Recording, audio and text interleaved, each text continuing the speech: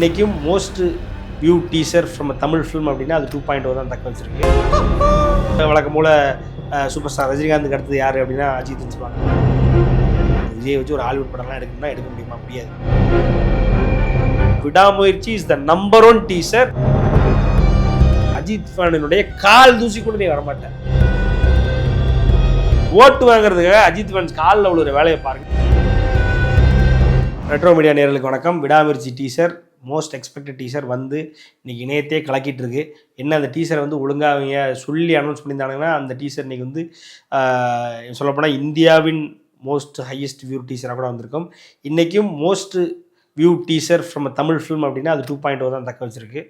So அதையே முந்தியிருக்க வாய்ப்பு ஒரு வேளை இருந்திருக்கலாம். அப்படி இல்லைன்னா அட்லீஸ்ட் வந்து வழக்கம் போல் சூப்பர் ஸ்டார் ரஜினிகாந்துக்கு அடுத்தது யார் அப்படின்னா அஜித்னு சொல்லுவாங்கள்ல, அந்த மாதிரி சூப்பர் ஸ்டார் ரஜினிகாந்த் அவரோட டீசருக்கு அடுத்த இடத்துல அஜித் தான் இருக்கிறான்ற மாதிரி அந்த மாதிரியான ஒரு இடத்துக்கு வந்திருக்கலாம். அதை வந்து ப்ரொடக்ஷன் கம்பெனி எந்த ஒரு ப்ரமோஷன் ஸ்ட்ராட்டஜியும் பண்ணாமல் சும்மா ஒரு 10:30 நாங்கள் 11 மணிக்கு ரிலீஸ் பண்ணுறோம் அப்படின்னு சொல்லி 11 மணி 8 நிமிடங்களுக்கு ரிலீஸ் பண்ணி அந்த டீசரை வாண்டடாக எவனையும் பார்க்க விடாமல் பண்ணிட்டாங்க. ஸோ இது வந்து அந்த ஒரு அஜித் ரசிகர்களுடைய ஒரு கோபமாக அஜித் ரசிகர்கள் ஒருவனாக நான் பேசணும்னு நினச்சேன், சொல்லிட்டேன். ஒன்று. ரெண்டாவது, டீசர் எப்படி இருந்தது அப்படின்னு பார்த்தீங்கன்னா, டீசர் வந்து கம்ப்ளீட்டாக ஒரு ஃபாரின் லாங்குவேஜ் படத்தை பார்த்த மாதிரி இருந்தது. இவ்வளோ நாள் அஜித்தை வச்சு தான் இப்படி ஒரு படத்தை எடுக்க முடியும்னு சொல்லிக்கிட்டே இருந்தோம். நீங்கள் ஒரு விவேகம் படம் எடுத்தாங்க. விவேகம் படம் வந்து செட் ஆகலை. சரி, ஓகே, அது ஒரு நல்ல தரத்தில் எடுக்கணும் அப்படின்னு நினச்சாங்க. அந்த ஹாலிவுட் தரத்தில் எடுக்கணும்னு நினச்சாங்க. அது முடியல. ஏன்னா அதை வந்து டேரக்டரால் புல் ஆஃப் பண்ண முடியல அப்படின்னு வைங்களேன். ஒரு படம் இங்கே ஒரு ஹாலிவுட் தரத்தில் எடுக்கணுமா அப்படின்னா அதற்கு எப்படி பார்த்தாலும் அது ஒர்க் அவுட் ஆகுதோ ஆகலையோ அதுக்கு அஜித் மட்டுமே தான் ஆப்ஷனாக எடுத்துக்க முடியும். வேறு யாரையுமே எடுக்க முடியாது. இப்போ விஜய் வச்சு ஒரு ஹாலிவுட் படம்லாம் எடுக்கணும்னா எடுக்க முடியுமா? முடியாது. இந்த கோட் நிலமை தான் ஆயிரும். இந்த கோட் இப்படி தான் நம்ம சொன்னோம். என்னென்னா கோட் வந்து ஒரு ஹாலிவுட் மூவியினுடைய தழுவல் தான் அப்படின்னு நம்ம சொல்லும் பொழுது வெங்கட் பிரபுவே இல்லைன்னு என்னுடைய பதிவில் வெங்கட் பிரபுவே வந்து இல்லை அப்படி இப்படின்னு சொல்லிட்டு போனார். ஆனால் உண்மை தான். அது வந்து வில் ஸ்மித் படத்தினுடைய ஒரு பச்சை காப்பி தான் அப்படின்றத கடைசியில் வந்து மக்களே வந்து சொன்ன பொழுது வேறு வழி இல்லாமல் வெங்கட் பிரபு ஏற்றுக்கிட்டார். ஸோ ஒரு ஹாலிவுட் படத்தை வச்சு படம் எடுக்க தகுதியான ஒரு விஜய் இல்லைன்னு சொன்னது நம்ம தான். அதே நேரத்தில் அந்த ஹாலிவுட் தரத்தில் நீங்கள் படம் எடுக்க போகிறீங்கன்னா அதற்கு ஒரே ஒரு தகுதியான நடிகர் இந்த தமிழ் சினிமாவில் யார் அப்படின்னா அது அஜித்குமார் மட்டும்தான். அதை இந்த ஒரு படம் விடாமுயற்சின்ற படம் பூர்த்தி பண்ணும். நம்ம வந்து ஒரு அவுட் அண்ட் அவுட் ஒரு வெளிநாட்டு தரத்தில் உள்ள ஒரு படத்தை பார்க்க முடியும், பார்க்க போகிறோம் அப்படின்னா இந்த பொங்கல் அது நடக்க போகுது. அதற்கு அச்சாரம் தான் அந்த டீசர். எனக்கு தெரிய இந்த டீசரை நான் பார்க்கும்போது இதில் வச்சுருக்க ஒவ்வொரு ஷாட்டும், இந்த ஷாட்டில் உள்ள கிராண்டரும், இந்த ஷாட்டில் உள்ள பேக்ரவுண்ட் லொக்கேஷன்ஸும், அந்த ஷாட்டை அவங்க வந்து கேமராவை ரோல் பண்ண விதம் எல்லாமே வந்து டாப் நாச். இது வரைக்கும் இல்லாத ஒரு ஒன் ஆஃப் இட்ஸ் கைண்ட் அப்படின்னு சொல்லிட்டு போயிட்டே இருக்கலாம். அஜித் சும்மா அவர் ஒரு பெரிய மேக்கப்லாம் அவர்கிட்ட இல்லைங்க. ரொம்ப ஒரு சாதாரண மேக்கப்லாம். அவர் எப்பவும் எப்படி வெளியில் சுற்றிக்கிட்டு இருக்காரோ, கார் ரேசிங்கில் சுற்றிட்டு இருக்கும்பொழுது எவ்வளோ சாதாரணமாக எந்த ஒரு பகட்டும் இல்லாமல் சுற்றிக்கிட்டு இருக்காரோ அந்த மாதிரி பகட்டே இல்லாமல் அவர் பாட்டு வந்துக்கிட்டு இருக்காரு. ரைட்டுங்களா? ஆனாலும் வந்து அவர் திரும்புறது, அவர் முகத்தை காட்டுறது, அது இதுன்னு வச்சு மாஸ் பண்ணிட்டானுங்க டீசரை. அவன் இன்டென்ஷனோட மாஸ் பண்ணல, சும்மா தான் பண்ணியிருக்கான். டீசரில் அவன் நினச்சிருந்தானா ஒரு ஏதாவது பஞ்சை போட்டு டீசரை முடிச்சிருக்கலாம். அப்படி இல்லைன்னா ஏதாவது ஒரு ஹை மூமெண்ட்டை காமிச்சிருக்கலாம்.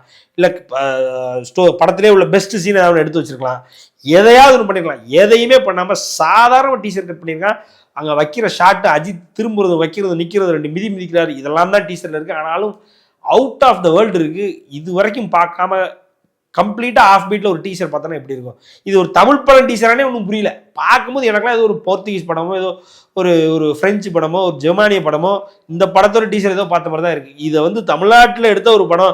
இவங்க தமிழ் பேசுகிறவங்க, இவங்க இந்தியாவில் இருக்கிற தமிழ் பேசுகிறவங்கன்னு எவனும் ஏற்றுக்கிற மாட்டான். ஏதோ டிராபிக்கல் கண்ட்ரீஸில் உள்ள ஒரு படமோ அந்த படத்தோட டீசர் பார்த்த மாதிரி தான் இருந்தது. இந்த டீசரை இவ்வளவு தெளிவாக கட் பண்ண அனுமதித்த ஒரு லைக்காவாக இருந்தாலும் சரி, அஜித்தாக இருந்தாலும் சரி, அதை அனுமதிச்சு அவங்க 2 பேருக்கு பாராட்டுகள். ஏன்னா இன்றைக்கெலாம் வந்து ஒரு டேரக்டரை புழிஞ்சு எடுத்து எனக்கு இப்படி தான் வேணும், ரசிகர்களுக்கு இதுதான் பிடிக்கும், நான் இப்படி தான் ப்ரமோட் பண்ணுவேன், என்னைய மாசாக காட்டுங்க அப்படி இப்படின்னு சொல்கிற பல நடிகர்களுக்கு மத்தியில் அஜித் அவர்கள் நீ உன் இஷ்டம், உன் படம், நீ இந்த படத்தை எப்படி ப்ரமோட் பண்ணணும், எப்படி அந்த படத்தை கட் பண்ணணுமோ கட் பண்ணிக்கோ, அந்த டீசரை பார்த்துட்டு வர்றவன் வரட்டும் அப்படின்ற ஆங்கிளில் அந்த மனநிறைவே போதும் அப்படின்ற மாதிரி இன்றைக்கி இந்தியாவில் ஒரு நடிகை கிடையாது, அஜித் மட்டும்தான். ப்ரமோஷனுக்காக எந்த வகையிலையும் வந்து செவிசாய்க்காத தன்னுடைய மார்க்கெட்டிங் தான் கரியர் க்ரோத் அதை இதை வந்து நம்ம பெருசாக பண்ணிக்கிட்டே இருக்கணும் வச்சுக்கிட்டே இருக்கணுன்ற அந்த ஆங்கிளே இல்லாத ஒரே நடிகர்னா அஜித் குமார் தான்.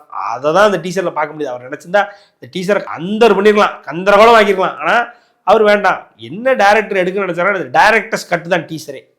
ஸோ டீசர்ன்றது என் படத்தில் நான் என்ன சொல்ல வரேன் அப்படின்றத ஒரு நிமிஷத்தில் காட்டணும் அப்படின்னு டேரக்டர் என்ன ஃபீல் பண்ணுறானோ அதை தான் பண்ண விடணும். அந்த விஷயத்தை தெளிவாக தெரிஞ்ச ஒரே நடிகர் யாருன்னா எனக்கு தெரிய சூப்பர் ஸ்டார் ரஜினிகாந்த். அந்த சூப்பர் ஸ்டார் ரஜினிகாந்துக்கு அடுத்தது நான் வந்து அந்த இடத்துல இன்றைக்கி நான் பார்க்குறதுலேருந்து வச்சு சொல்கிறேன், அந்த இடத்துல அஜித்குமார் தான் இருக்கிறாரு.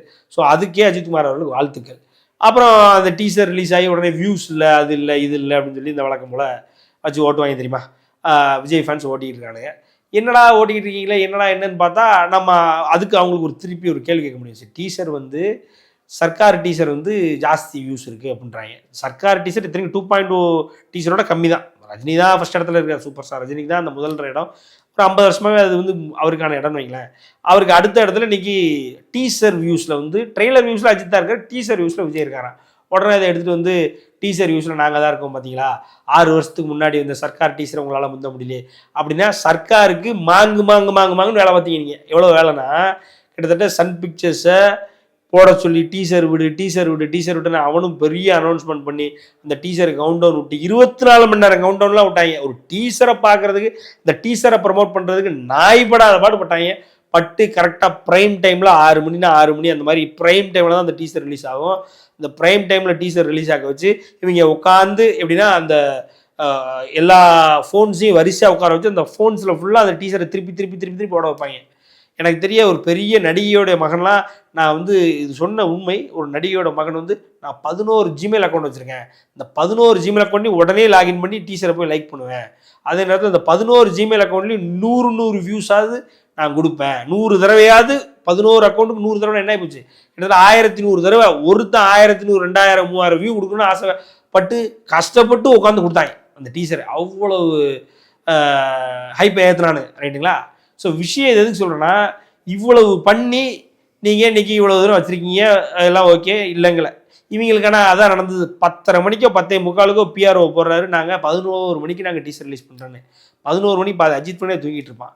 அந்த நேரத்தில் அவனுக்கு டீசர் வந்தாலும் இன்றைக்கி பார்த்தீங்கன்னா ஏறக்குறைய அவன் கொடுத்துருக்க வியூஸும் அந்த இன் டர்ம்ஸ் ஆஃப் நீங்கள் இந்த வேல்யூ எடுத்து பார்த்துக்கிட்டீங்க அப்படின்னா கம்பேரிசன் பண்ணும் பொழுது இன்றைக்கி on par with highest view teaser எல்லாத்துக்குமே ஈக்குவலாக வந்துட்டான். இந்த டைமில் ரிலீஸ் ஆகி ஒரு டீசர் இவ்வளோ வியூவில் வந்திருக்கு அப்படின்னா அது விடாமுயற்சி தான். Vidaamuyarchi is the number 1 teaser in terms of views for any teaser that's released in India at this time. அதாவது 11 மணிக்கு ரிலீஸ் ஆன டீசர்களில் இவ்வளோ வியூ கொடுத்த டீசர் ஏதாவது இருக்கா அப்படின்னா அந்த இடத்துல நம்பர் 1 என்ன இருக்குது அப்படின்னா விடாமுயற்சி டீசர் தான் இருக்குது. அதை உங்களால் பண்ண முடியுமா? நான் இன்னொன்று கேட்குறேன், இதை விடுங்க, 2 பேரும் ஒரே நேரத்தில் ரிலீஸ் பண்ணீங்க, வாரிசு துணிவுன்னு. 2க்கும் ட்ரெய்லர் வந்ததா? எதுக்கு உங்களால் துணிவு ட்ரெய்லர் அடிக்க முடியல? இதை தான் நான் கேட்குறேன். போட்டின்னு வந்தா அதை நிகராக வச்சு நீயும் அவனும் பண்ணேன்னா அவன் கால் தூசி கூட பெறமாட்டான். அஜித் ஃபேனுடைய கால் தூசி கூட நீ வரமாட்டேன். இன்னைக்கு நீ இப்போ 6 மணிக்கு ரிலீஸ் ஆன டீசரையும் அவன் 11 மணிக்கு ரிலீஸ் ஆன டீசரையும் நீ கம்பேர் பண்ணிட்டு இருக்க. நான் உன்ட்ட நேரடியாக கேட்குறேன், துணிவும் வாரிசும் ஒரே நேரத்தில் ரிலீஸ் ஆன படம், 2க்கும் முன்ன பின்னதான் டீசர் ட்ரெய்லர் ரிலீஸ் ஆச்சு. துணிவு ட்ரெய்லரை நீ ஏன் அடிக்கல, ஏன் தோத்துட்ட அவங்ககிட்ட? ஸோ இதுதான் வந்து உண்மை. அதே மாதிரி இத்தனை வருடங்களாக நீங்கள் வச்சிருக்கிற எல்லா படத்தினுடைய ரெக்கார்டுகளும் எல்லாமே வந்து பார்த்தீங்க அப்படின்னா ஒவ்வொரு படமும் ஒவ்வொரு ஃபெஸ்டிவலுக்கும் பொங்கலுக்கும் தீபாவளிக்கும் அதே நேரத்தில் தசராவுக்கும் வந்த படம். ஆனால் அஜித்துக்கு அதான் கதை. அஜித்துக்கு வந்த படங்களில் பாதி படங்கள் வந்து லீவ் டேஸே இல்லாமல் இன்னும் சொல்ல போனால் ஒர்க்கிங் டேஸில் ரிலீஸ் ஆன படங்கள். அப்போ ஒரு ஹாலிடே இல்லாமல் ஒரு படத்துடைய கலெக்ஷன் வருமா? ஒரு ப்ரைம் டைமில் ரிலீஸ் ஆகாமல் ஒரு டீசருக்கோ ட்ரெய்லருக்கோ வியூ வருமா?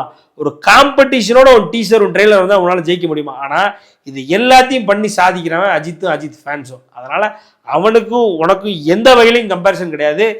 அதை எப்படி சொல்லலாம் அப்படின்னா 1.5 லட்சம் பேர் கூடுன உன்னுடைய தாவேகா மாநாட்டத்தில் ஒரு 50 பேர் கடவுளை அஜித்தேன்னு கத்தி விஜயனுடைய பேச்சை 2 நிமிஷம் நிறுத்தினான் பார்த்தியா, அன்னைக்கு தெரியுது. அன்னைக்கு நீ தெரிஞ்சுக்கணும் அஜித் ஃபேன்ஸனுடைய பவர் என்ன அப்படின்னு சொல்லி. என்னதான் இருந்தாலும் பாகுபலி இன்டர்வலில் வர்ற மாதிரி நீ எத்தனை பேரை கூட்டினாலும் நீ பல்வாழ் தேவன் தான், அவன் தான் பாகுபலி, அஜித் தான் பாகுபலி, அதை மட்டும் தெரிஞ்சுக்கோங்க. அதனால் அஜித் ஃபேன்ஸை நான் முந்திட்டேன்னு சும்மா இந்த மாதிரி ஏதாவது சில்லா ஏதாவது சில்லறத்தனமாக பார்க்குறத விட்டு இந்த ஓட்டு வாங்குறதுக்காக அஜித் ஃபேன்ஸ் காலில் உள்ள வேலையை பாருங்கள். நன்றி, வணக்கம்.